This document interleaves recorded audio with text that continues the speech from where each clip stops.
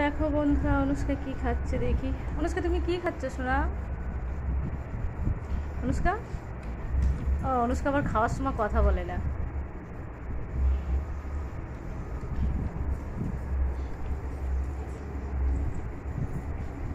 অনুষ্কা খাওয়ার সময় কথা বলে না। দেখি অনুষ্কার বুনুরা কথা বলে নাকি। এই যে অনুষ্কার একটা বুনি বসে রয়েছে। ঐশী বুনি, তুমি কি খাচ্ছ? দেখেছো ঐশী বুনি কথা বলে, কত ভালো বুনিটা।